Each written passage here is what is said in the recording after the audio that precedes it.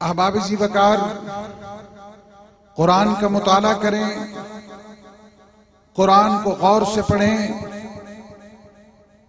قرآن مجید کو ایمان کی نگاہ سے پڑھیں تو قرآن ہمیں سبق کیا دیتا ہے، قرآن ہمیں کیا بتاتا ہے۔ ویسے تو قرآن ہر کوئی پڑھا رہا ہے، قرآن ہر جگہ پڑھانے والے موجود ہیں، لیکن اقوام عالم پریشان اس بات پہ ہے کہ ہم نے قرآن پڑھنے اور پڑھانے والوں کو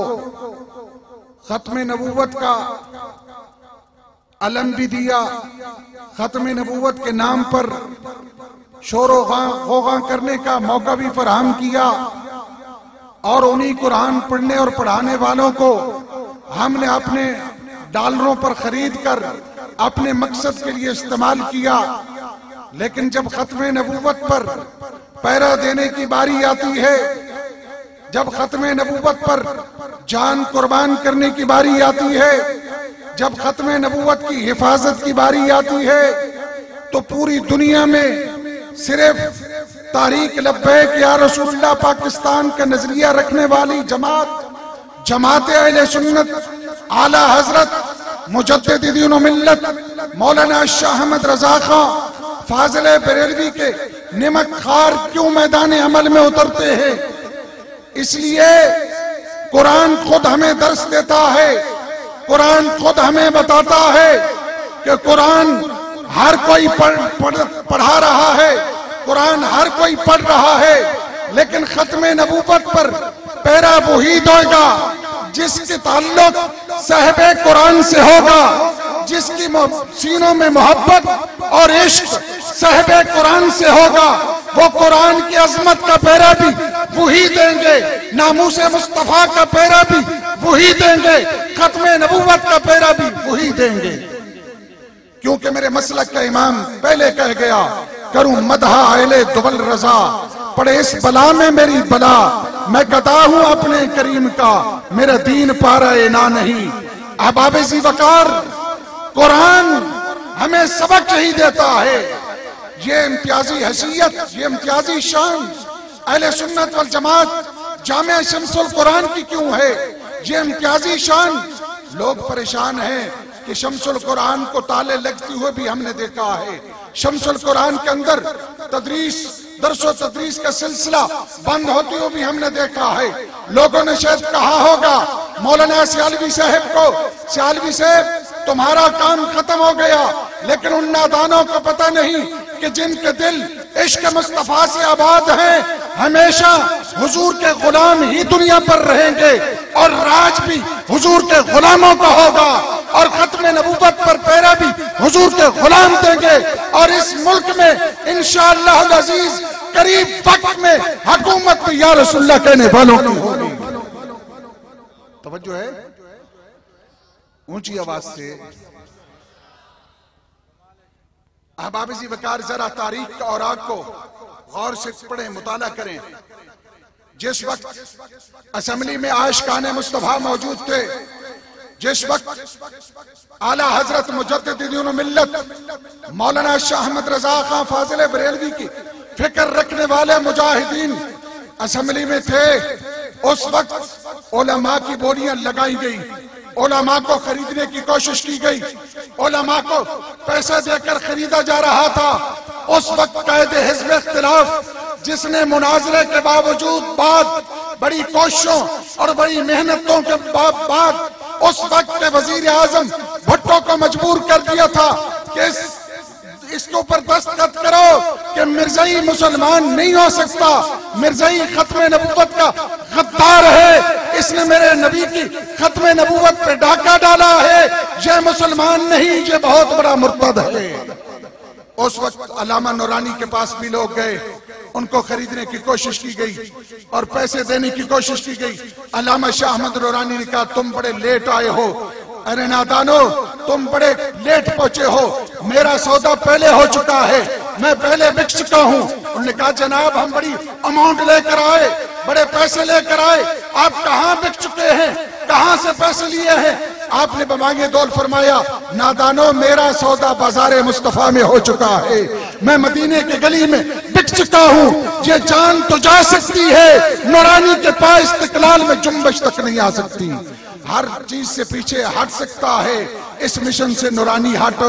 نہیں سکتا۔ یہی وجہ ہے جب بھی خریداری کا موقع آیا تو لوگوں نے خریدا، اعلیٰ حضرت کے دور میں بھی خریدا گیا،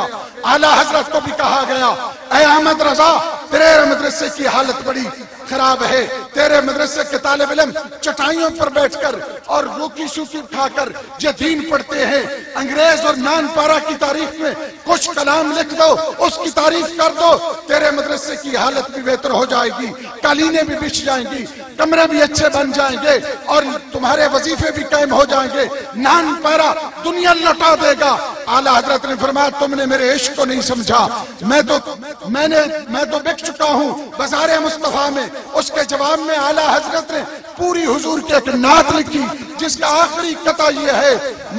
آخری مقطع یہ ہے کہ کروں مدحا اہل دول رضا، پڑے اس بلا میں میری بلا، میں گدا ہوں اپنے کریم کا، میرا دین پارا اینا نہیں۔ توجہ ہے اونچی آواز سے سبحان اللہ۔